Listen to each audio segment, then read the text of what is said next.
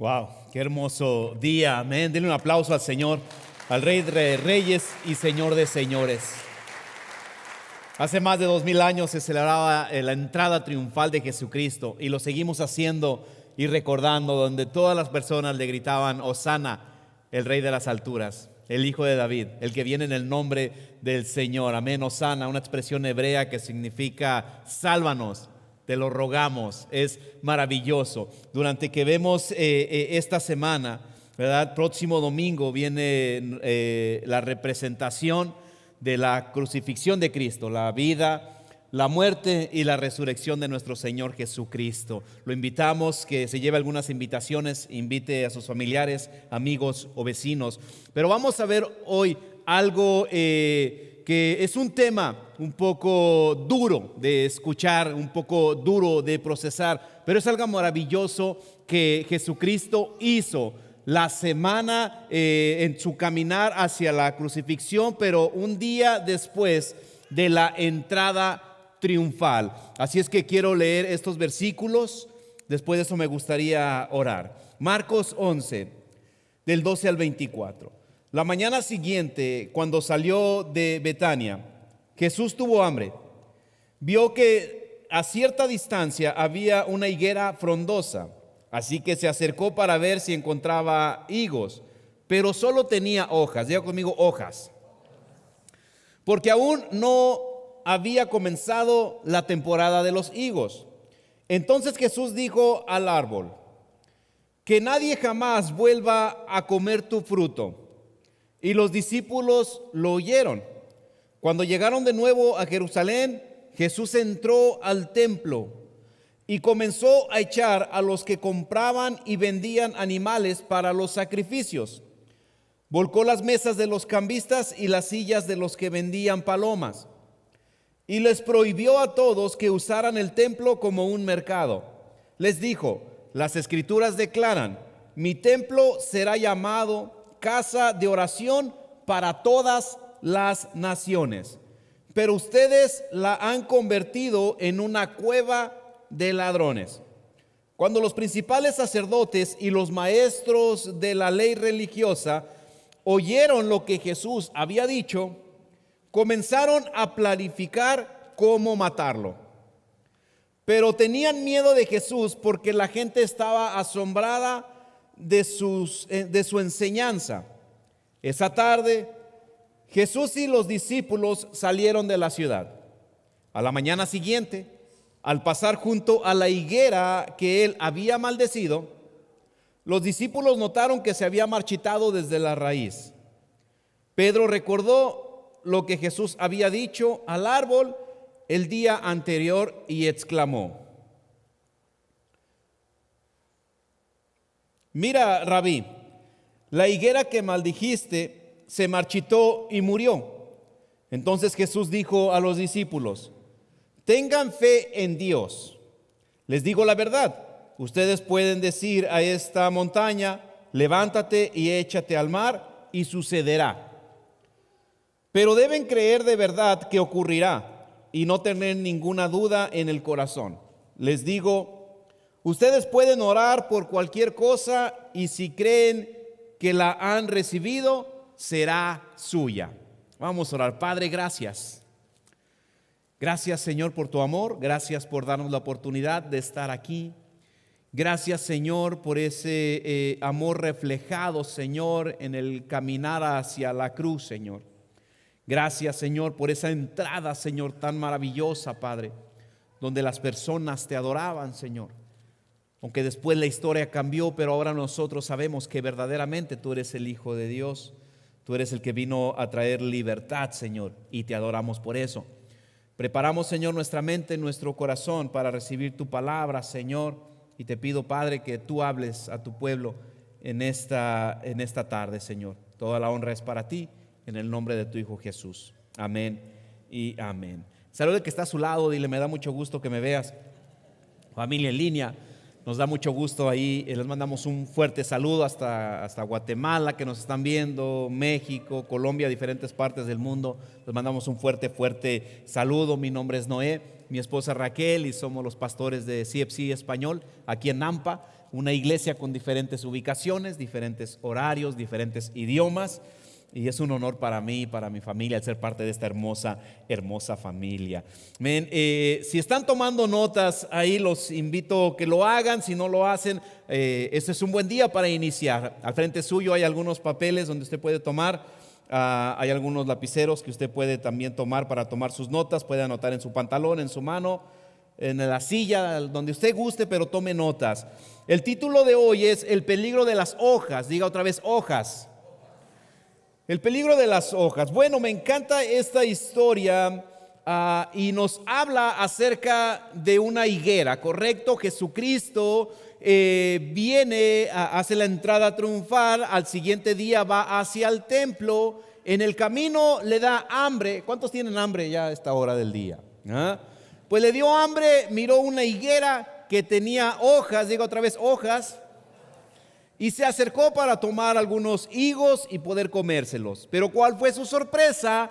Que no había higos. Entonces nos habla acerca de una higuera, pero en realidad no se está hablando literalmente a esa higuera, sino que era una enseñanza para sus discípulos, una enseñanza, y les quería dar a entender, porque dice que después de eso llegó al templo y sucedió todo lo que sucedió. Se molestó, se enojó, corrió a los que estaban ahí vendiendo, comprando, las mesas de los cambistas, hizo todo eso. Pero para llegar ahí, primero quería enseñarles algo a sus discípulos, y bueno, pues se atravesó esta higuera, ¿verdad? Pero en sí está hablando o dándoles a entender acerca de lo que es la religión, pero sin poder, espiritualidad, pero sin perdón. ¿Conoce a alguien que es muy espiritual, pero no perdona ni al hermano?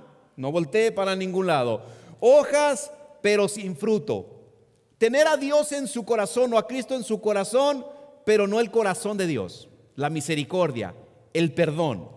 De eso se estaba refiriendo. Esos frutos que tenía la higuera son los primeros frutos. No era el tiempo de dar cosecha, no era el tiempo, pero para este tiempo esas ramas, esos árboles de higos daban unos frutos pequeños que le llaman pajim.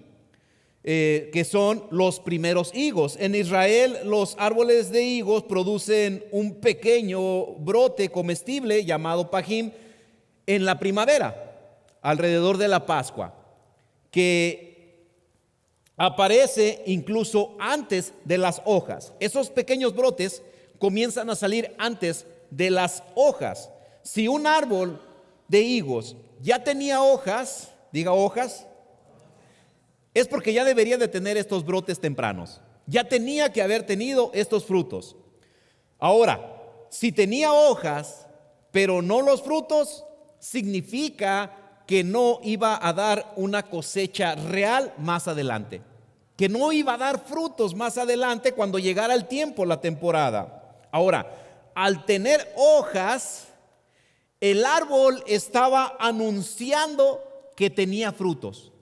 Por eso Jesús dice la palabra que Jesús iba pasando, miró la higuera que tenía hojas y dijo, bueno, si tiene hojas tiene que tener frutos. Y por eso se acercó.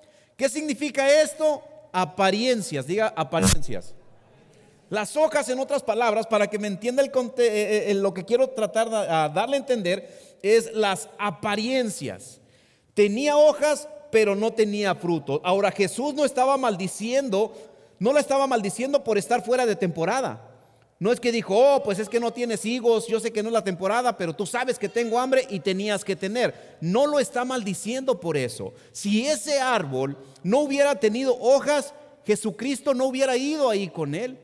Si ese árbol no hubiera tenido hojas, Jesucristo dijo, bueno, yo sé que no es temporada de higos, no tiene hojas, eso significa que tampoco tiene higos. Jesucristo maldijo este árbol por hacer una publicidad engañosa, por aparentar algo que no tenía, por aparentar tener higos a través de sus hojas muy bonitas, muy grandotas, pero en realidad no tenía fruto. Eso es lo que Jesucristo estaba maldiciendo. Pero más allá, dice la palabra que iba camino al templo. Entonces, lo que les estaba dando a entender a sus discípulos o que ellos aprendieran no era acerca de un árbol o de una higuera, sino acerca del templo, de lo que estaba a punto de suceder en el templo. El templo tenía hojas de religión. Hacían sacrificios, había muchas multitudes, había rituales acostumbrados de acorde a la ley, pero no tenían fruto de justicia y tampoco tenían oración. El lugar donde debería de haber todo eso no lo había. ¿Qué es? Que solamente tenía hojas, pero no tenía frutos. Cuando maldijo esta higuera, hizo algo Jesucristo que nunca más volvió a hacer, y no encontramos algo parecido en la Biblia a esto. La higuera maldecida fue el único milagro de destrucción que Jesús hizo. Ese fue el único que encontramos. Lo menciona Lucas, Mateo, Marcos. Lucas menciona lo del templo, lo que sucedió, no menciona lo de la higuera. Mateo menciona lo de la higuera, pero un poco resumido, pero Marcos lo menciona de una manera muy especial. Los estudiosos le llaman el sándwich de Marcos, porque menciona la higuera, menciona lo que sucedió en el templo y menciona después que regresan. La higuera es el pan, el templo es la carne, pero él lo menciona muy bien. Me encanta cómo lo enseña, cómo lo dejó, para que nosotros podamos entender más el propósito de lo que sucedió en este suceso. Él no solo contó la historia del templo, como los demás lo hicieron, sino que también lo que ocurrió antes y después. Eso es muy bueno. Realmente no se trataba de la higuera, familia. Esto era sobre el templo. Para Jesucristo era una imagen profética para que sus discípulos entendieran esto. Ahora, ¿qué estaba entonces realmente maldiciendo Jesús en esta historia? ¿Cuál era su propósito? La adoración de algunos, pero no para todos. La adoración de algunas personas, pero no para todos. Dice la historia, la narración aquí en Marcos 11, 16 al 17, les prohibió a todos que usaran el templo como un mercado. Les dijo: las escrituras declaran, mi templo será llamado casa de oración para todas las naciones. Diga, para todas. ¿Qué significa? Para todas las naciones, todas las personas. Dice, pero ustedes lo han convertido en una cueva de ladrones. ¿A quién les estaba hablando? A los religiosos, a los maestros, a los sacerdotes, lo cual ellos sí tenían su tiempo, sí tenían su lugar designado para ellos rendían los sacrificios del pueblo, ellos oraban, ellos sí estaban haciendo sus cosas, pero no permitían que los demás lo hicieran. Eso es lo que estaba maldiciendo Jesucristo, la adoración de algunas personas, pero no para todas. El mercado del que hablamos aquí se encontraba dentro de lo que se llama la corte de los gentiles. Algunos lo conocen como el atrio de los gentiles. Dentro de ese lugar había una habitación, un patio muy grande que solamente era reservado para los gentiles, los no judíos. Solamente podían estar en ese lugar. ¿Y qué creen? Pues ya estaba lleno de vendedores, de comprar. ¿Alguien viene de la Ciudad de México? No, bueno, en México es muy común los mercados, los tianguis, y yo no sé si usted ha ido a uno de esos. Si no ha ido, le invito, si usted tiene la oportunidad, vaya, porque se siente amado. ¿Qué le llevo? ¿Qué le doy, mi amor? No sé si todo, ahí se siente especial, todos lo quieren, todos le aman hermoso, le dicen güerito, aunque no esté güerito. Todo eso. Imagínese esa imagen. Si usted ha ido a un lugar de esos, el lugar para los gentiles, que era el lugar de oración, era un lugar de esos. Era un mercado, un tianguis, como usted lo conozca. Este es literalmente el único lugar en el templo donde los gentiles podían orar. No podían pasarse más adentro. De hecho, había un letrero por ahí que si entraba alguien que no fuera judío, con su vida lo pagaba. No podía entrar nadie más. Ellos solamente podían llegar hasta ese lugar del templo. Era para ellos. No se les permitía entrar a ningún lugar donde estaban ya los judíos, al lugar santo, al lugar santísimo, a la sala, a la corte de las mujeres y todo eso. Ahora imagínate esto, viajar desde muy lejos. Recuerde que era para todas las naciones. Viajar desde muy lejos para adorar al Señor. Y el único lugar que podían hacerlo, no podían. Ya estaba lleno, estaba ocupado. Imagínese usted, viajar desde muy lejos y llega a la iglesia y no lo dejan entrar. Viajó muy lejos y llega a la iglesia y se encuentra ahí en la puerta con que si aquí no va a pasar. Trae diezmo, si no. Ajá. Trae efectivo porque aquí no. Imagínese algo así, es como para que usted empiece a hacer conciencia de lo que sucedió en ese tiempo. Imagínese viajar desde muy lejos. Usted viene, se pone sus mejores trapos para ir a la iglesia y llega a la iglesia y dice, no, mi hermano, usted con esos pantalones rotos no puede entrar a la iglesia. Ya, para que vaya ahí como haciendo, okay, ¿qué tiene que ver eso con el tiempo de hoy? Que mire, por lo menos peínese. ¿Ah? Imagínese eso, que usted viene con el deseo de adorar a Dios, porque yo creo que venimos a la iglesia con un propósito, un deseo y un anhelo, independientemente cómo vengas. ¿Verdad? A veces, mira, pues ya llegaste tarde, ya no puedes entrar. Usted no sabe si se peleó, no encontraba los zapatos, que muchas cosas que pueden llegar a pasar. A lo mejor no encontraba ni estacionamiento porque está lleno. Por cierto, tenemos un estacionamiento allá enfrente. Si en algún momento usted no encuentra un lugar aquí dentro del estacionamiento de la iglesia, tenemos un estacionamiento allá. La escuela nos permite usar el de ellos. Amén. Pero vea, imagínense esto, viajar desde muy lejos y llegan al único lugar donde ellos pueden entrar y se encuentran con todo esto. Solo para descubrir que el lugar del culto es un corral de ganado. Había animales ahí, que no hay espacio para la oración ni la adoración. Imagínese eso, no hay espacio para que hagan otra cosa más que intercambiar dinero y comprar un sacrificio.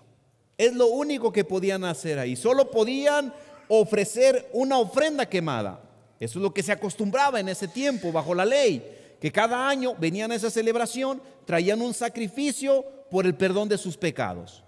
Venían ellos, traían su sacrificio para el perdón de sus pecados. En lo que se sucedía todo lo del sacrificio, ellos podían orar en ese lugar, en la casa de Dios. Podían orar por ellos, por sus familias, y pasaban un bonito momento en lo que los sacerdotes iban al lugar donde sacrificaban a los animales y los ofrecían a Dios. Pues ellos venían, entregaban su sacrificio y lo único que les tocaba era confiar y ver cómo los sacerdotes se llevaban su sacrificio y esperar que lo hicieran correctamente. Es todo lo que podían hacer ellos. Cuando realmente el propósito ahí es que la casa, decía Jesús, es la casa de oración para todas las naciones. Y ahora ustedes están diciéndole a ellos que no pueden, están diciéndole que su sacrificio no es bueno, que su dinero no vale y que se tienen que esperar ahí esperando que los sacerdotes lleven su sacrificio. Imagínense la imagen. Usted está ahí y dice, bueno, a ver a qué horas ya llevan allá mi borrego, lo van a sacrificar por el perdón de mis pecados, y esperar ahí con toda la gente ahí cambiando, peleando. Yo no sé cómo estaban, qué es lo que ellos mejor hacían. Probablemente mejor se salían, probablemente mejor se iban, esperando que el sacrificio que los sacerdotes iban a ofrecer allá, con eso funcionaba o con eso iba a ser suficiente. Mientras que los gentiles podían pagar por un sacrificio para ser ofrecido, solo podían llegar hasta el patio de los gentiles. Nos costó nuestro sacrificio, lo estamos comprando, lo estamos pagando, lo estamos trayendo, pero solamente pueden llegar hacia ese lugar. Entre ese patio y las áreas internas, más de adentro, los lugares más santos, donde se encontraba el altar, había un muro de piedra a la altura de la cintura más o menos, llamado el soreg. Un gentil podía pagar por su animal, pero tenía que observar desde lejos, mirar cómo se lo llevaban, mientras que el sacerdote hacía lo que tenía que hacer. Imagínate, participaban, pero estaban excluidos. O sea, sí, tráemelo, pero hasta ahí te quedas. Yo lo voy a llevar. O sea, tenían que ser partícipes hasta cierto punto, pero ya en lo que es más interno estaban fuera. Así que ahora piensa esto. En lo que Jesús decía cuando afirmó. Ahora, ya que usted vio todo el panorama, quizás ya se imaginó ahí comprándose unas pupusas ahí en el mercado ese que había. Imagínese eso. Jesús llega y se encuentra con esa imagen. Ahora entienda las palabras que él dijo. Mi casa será llamada casa de oración para todas las naciones. Imagínese, ve todo eso y ahí es donde dice, mi casa será llamada casa de oración para todas las naciones. Jesús estaba enojado porque habían olvidado que Dios quiere ser adorado por todos. Por todos, familia. Entonces ellos venían con su sacrificio, con el deseo de adorar a Dios. Pero primero se encontraban con el mercado ahí. Segundo, se encontraban con ese muro y con ese letrero de que no podían entrar si no pagaban con su vida. Imagínense eso, familia. Ellos tenían ese deseo, pero no podían entrar a adorar a Dios. Por eso Jesús dijo, mi casa será llamada casa de oración para todos. Y ustedes le están poniendo obstáculos. Yo no sé cuántas veces nosotros quizás hemos sido de obstáculo para alguna persona. Ellos decían, mira, traes tu sacrificio, pero tu sacrificio no sirve. Era lo mejor que ellos tenían probablemente. Una gallina ahí a lo mejor es lo único o lo más valioso que ellos tenían. Pero vienen aquí y se encuentran con los que estaban ahí en la puerta y te dicen, bueno, sí es tu sacrificio, pero no sirve. Mira, pero yo te puedo vender uno que sí está calificado. Sí, dame tu dinero. Ah, pero tu dinero no vale aquí. Ah, mira, pero te lo podemos cambiar. Muchas veces nosotros, familia, somos como esas personas. Venimos a alguien que va a venir a la iglesia y dice, sí, pero así vestido no entras. Mira, parece que el pastor lo persiguió un perro. Ahí le rompió todos los pantalones. Ah, no. Mira, vienes borracho. No entres. ¿Sabe, familia, que ahorita en el primer servicio como testimonio una persona le entregó su vida a Cristo y todavía venía bajo las influencias del alcohol? Hombre bragao, así como los somos de allá de Michoacán. ¿No? Pero el Señor le habló a su corazón. Pero imagínese si el que está allá en la puerta, no, mi hermano, no, hombre, vayas a echar un menudo primero y ya luego viene. No, mira, no, con gorra no, con esto no. Y podemos sacar hasta versículos bíblicos para ser indigno a la persona que está allá en la puerta. Y es que ese peinado, y es que esto, y es que mira, ¿cómo estás hablando? Deja de hacer todo eso. Ellos venían con ese anhelo de expiar sus pecados, del perdón de sus pecados, y venían con el anhelo porque era el único tiempo donde podían venir de todas partes del mundo, de todas partes de las naciones, entrar a esa corte de los gentiles y adorar a Dios ahí. Era algo que anhelaban, pero sin embargo no podían. Llevaban su sacrificio hacia el lugar santo y después hacia el lugar santísimo, y ellos no podían hacerlo, familia. Por eso Jesucristo se enojó, se entristeció y dijo, esta casa tiene que ser llamada casa de oración. Y para todas las naciones, para todos. Y quiero ir explicándoles más acerca de eso. ¿Sabe por qué? Incluso bajo la ley, Dios era para todos. A veces nuestros programas, nuestras preferencias o nuestras ocupaciones, por Dios, déjeme decirle que todo eso nunca debe de impedir que las personas vengan a Él. Nada de eso debe de impedir que las personas vengan a Él. Claro que Dios aborrece el pecado, pero no al pecador. Claro que Dios no aprueba toda la manera como estás viviendo, pero te ama. Por eso murió por ti y por mí en la cruz del Calvario. No, pero es que mira, ¿para qué vienes a la iglesia? Mira cómo vienes. Tú ven. Sabe que todos nosotros tenemos algo en nuestro corazón. Sabe que todos nosotros hay algo que tenemos que dejar en nuestro corazón. Y muchas veces decimos, no, primero voy a cambiar antes de ir a la iglesia. Jesucristo murió por cada uno de nosotros aún siendo pecadores, familia.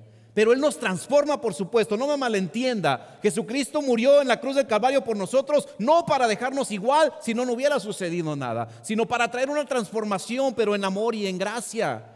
Y en el proceso que Él tiene para cada uno de nosotros, familia. Eso es lo hermoso. Él vino por todos y cada uno de nosotros. Jamás permitas que algo que tú ves, que algo que tú piensas de la persona le impida a esa persona venir a los pies de Cristo. Que tu animal no sirve, que tu dinero no sirve, que ya tú eres gentil, tú no eres judío, tú no puedes entrar de aquí para acá, porque si entras, tu vida te costará ese acto que hiciste. No, familia, por eso Jesucristo se dolía mucho en su corazón y se enojó, familia. Porque el lugar que había sido llamado casa de oración para todos, estaban excluyendo a las personas.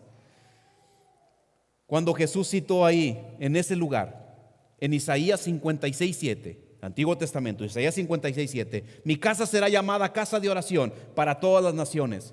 Estaba de pie en ese mismo lugar, en ese mismo espacio que se suponía que tenía que cumplir esa profecía. La profecía de Isaías que dice: mi casa será llamada casa de oración para todas las naciones, y Él estaba ahí en ese lugar. Es decir, aquí es donde se tiene que cumplir esa profecía, y mira todo lo que están haciendo ustedes. ¿Qué es lo que estaba ahí? Era la higuera. Las personas que solamente tenían hojas, pero no fruto. Esto es muy interesante, familia, porque Dios está para todos. Y eso nos tiene que traer una convicción a nosotros para poder invitar a la iglesia a aquellas personas que te caen mal. Allá la tía chismosa, invítala a la iglesia. Aquel que no puedes ver, invítalo a la iglesia, porque también es para él. Jesucristo también murió por él. Aquella persona que tú dices: híjole. A veces estamos como el que se comió el pescadote a él, el Jonás, ¿no?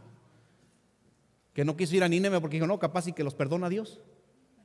A veces somos como ese, ¿va? No lo voy a invitar, ¿qué tal se arrepiente y se va al cielo y ya me tengo que encontrar también? Capaz que se arrepiente y se congrega en la iglesia y me tengo que sentar al lado de él. No, hombre, a veces somos así. Familia, invítelos a la iglesia. Que mira que aquel que está bien borracho, invítelo a la iglesia, porque Dios lo ama igual que te ama a ti. Que mira aquel que está viviendo en adulterio, invítalo a la iglesia. Por eso Jesús decía: esta casa será llamada casa de oración para todas las naciones. Para los gentiles, para los que no eran judíos también.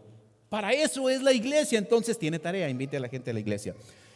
Cuando Él maldijo el árbol, Jesús estaba maldiciendo esto. Vea, este es el segundo punto. Religión en el exterior, sin transformación en el interior. Dice en el versículo 16 al 17 de Marcos 11: y les prohibió a todos que usaran el templo como un mercado. Les dijo: las escrituras declaran: mi templo será llamado casa de oración para todas las naciones, pero ustedes lo han convertido en una cueva de ladrones. ¿A quién les estaba hablando? A los sacerdotes y maestros de la ley. A ellos les estaba hablando. Este dicho Jesús cita una cita directa del profeta Jeremías 7:11. ¿No reconocen ustedes mismos que este templo que lleva mi nombre se ha convertido en una cueva de ladrones? Les aseguro que veo todo el mal que ocurre allí.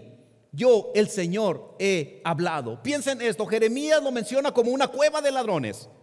Y muchas veces pensamos que cuando Jesucristo dijo cueva de ladrones, aquí están puros ladrones y todo eso, pensamos que son las personas que venían de fuera. Pero no, piense esto: una guarida o una cueva de ladrones, ¿qué es? ¿Donde los ladrones hacen sus negocios o donde los ladrones se esconden? Es donde los ladrones se esconden. Esa es una guarida. Y Jeremías ahí está hablando acerca de la guarida, cueva de ladrones. En otras palabras, Jesucristo les estaba diciendo esto: es decir, no son aquellos pecadores que vienen de allá afuera, son ustedes que están aquí adentro. Son aquellos sacerdotes, aquellos religiosos, aquellos maestros de la ley. No son aquellos. No estaba condenando al pecador, estaba condenando al pecado que había en las personas que tenían que ser de instrumento en las manos de Dios para que las otras personas vinieran a su presencia. Eso es lo que estaba maldiciendo eso. Jesús decía: en lugar el lugar donde debemos adorar y encontrar a Dios, en el lugar donde tenemos que encontrar a Dios, ahora tenemos ladrones escondidos y pecadores. Eso es lo que hay ahí. El punto final, ya voy a terminar. No estoy enojado. Recuerde que este año es la visión, el propósito. Por eso estamos iniciando la clase de Ruder que vieron por primera vez, discipulado de 10 semanas. Ya va a empezar y más detalles vienen. Pero es de crecer en nuestra fe, familia. Y a veces necesitamos este tipo de mensajes para afirmarnos nosotros en nuestra fe y afirmar nuestra creencia. La sombra para revelar lo verdadero. La sombra para revelar lo verdadero. En Marcos, lo que acabamos de leer, se lo voy a leer nuevamente en el versículo 20 al 23, 24. Ya lo leímos varias veces ahorita. Dice: la mañana siguiente, al pasar junto a la higuera que él había maldecido, recuerde ya esto, ya es cuando viene de regreso. Ya pasó lo que se enojó y lo que les dijo. A la mañana siguiente ya él viene de regreso con sus discípulos y se encuentran a la higuera que había maldecido. Entonces los discípulos notaron que se había marchitado desde la raíz. Diga conmigo, raíz. En otras palabras, ya cuando un árbol se marchita desde la raíz, ¿qué pasa? Ya no sirve. Es arrancado. Porque una cosa es que ya no tenga hojas, una cosa es que no tenga frutos, pero mientras tenga raíz hay esperanza.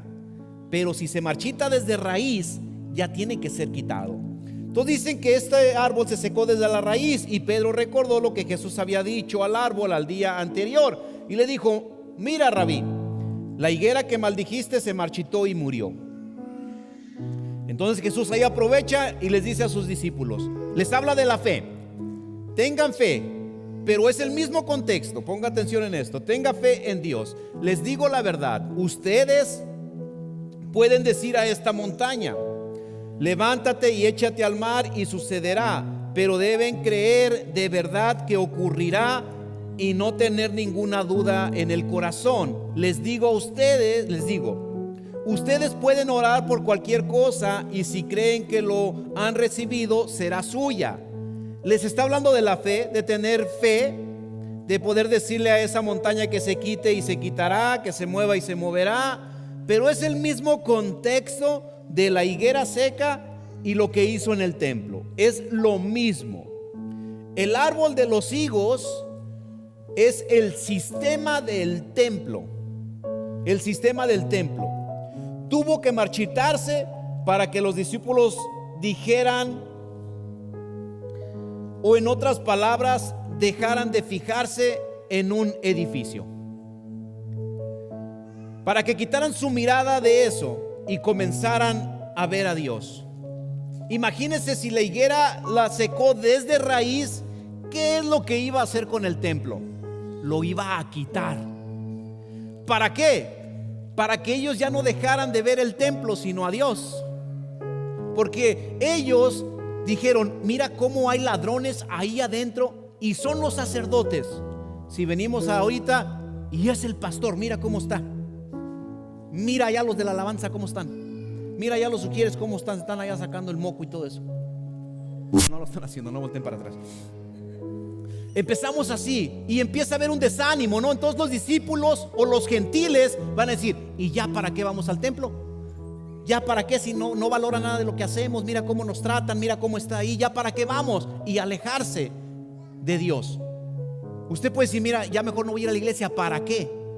Por eso Jesucristo hizo esto, usó esa referencia al higo. Dijo, voy a quitar todo esto para que su fe la pongan solamente en Dios y no en las personas.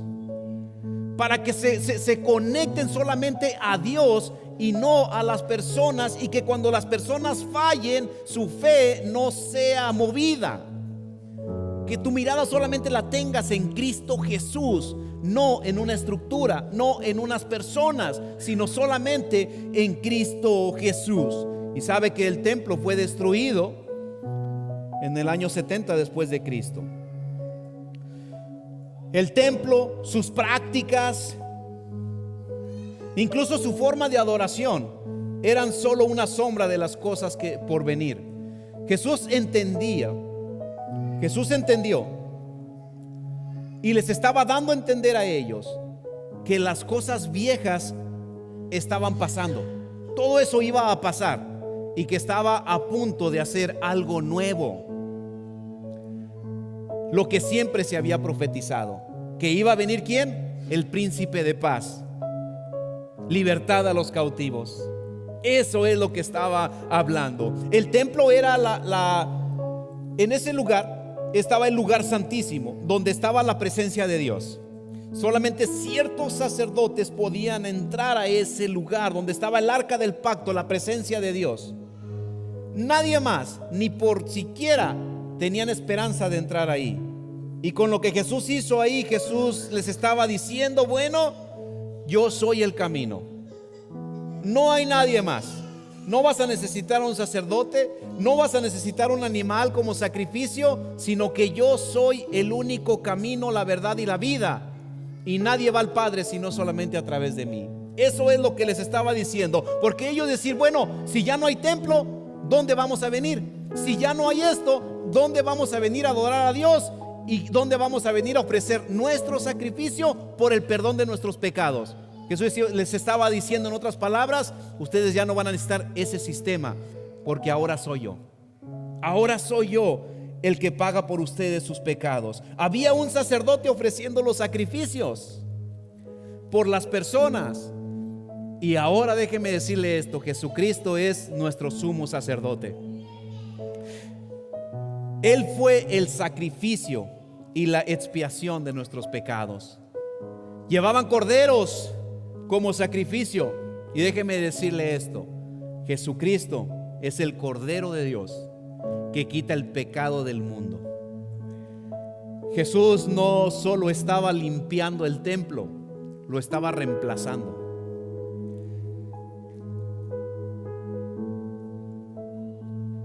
Quiero invitarlo a que se ponga de pie.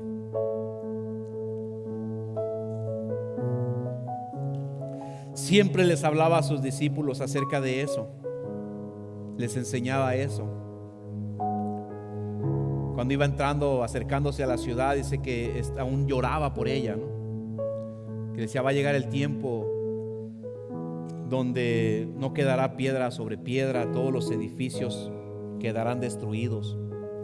Les hablaba acerca de la estructura. Jesús maldijo el árbol, no a las personas. Y esto también fue profético, porque tú puedes decir: bueno, ¿y por qué con el árbol o con la higuera cuando el problema fueron las personas? Cuando el problema fue el pueblo. ¿Por qué un madero? ¿Por qué? En Gálatas 3:13 dice: pero Cristo nos ha rescatado de la maldición dictada a la ley. Jesucristo dijo eso. Vino y los condenó todo eso. Secó la higuera con sus palabras. Y estaba hablando del sistema religioso, estaba hablando del templo, estaba hablando de la manera como hacían los sacrificios y todo eso. Pero dice: cuando fue colgado en la cruz, cargó sobre sí la maldición de nuestras fechorías. Pues está escrito: maldito todo el que es colgado en un madero. Él cargó todas nuestras maldiciones. Él cargó todos nuestros pecados y los llevó a la cruz. Toda nuestra maldición Él la llevó a la cruz. Este árbol murió desde la raíz.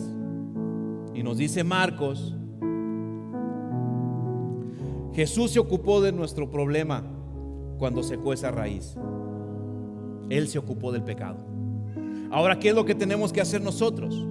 Es confiar en Jesucristo, aceptarlo a Él como nuestro Señor y Salvador, y reconocer que solamente a través de Él tenemos perdón de nuestros pecados, acceso al Padre y vida eterna. Si tú no lo has hecho, esta es tu oportunidad. Quiero llamar al grupo de oración que pase aquí al frente. Voy a hacer esta oración Tú puedes poner tus propias palabras. Dile: Señor Jesucristo, yo reconozco que he pecado y te pido que me perdones. Perdóname por mis pecados. Me arrepiento de todo corazón. Reconozco que tú eres el Hijo de Dios, el que murió por mí en la cruz del Calvario, que pagaste ahí, Señor, mis pecados, que resucitaste y que tú eres el único camino para llegar al Padre. Hoy te acepto en mi corazón como mi Señor y Salvador. Toma el control de mi vida. Te hago el Señor de señores sobre mi vida. Amén.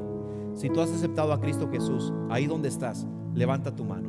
Solo levanta tu mano ahí donde estás. Y pastor, yo acepto a Cristo en mi corazón como mi Señor y Salvador. Yo en esta mañana, esta tarde, tomo la decisión de aceptar a Cristo como mi Señor y Salvador. Gracias. Puedes bajar tu mano. Está el grupo de oración. Vamos a tener un canto breve, familia. Si tú estás pasando por algo en tu mente, en tu corazón, tienes alguna necesidad de cualquier tipo, puedes venir al frente.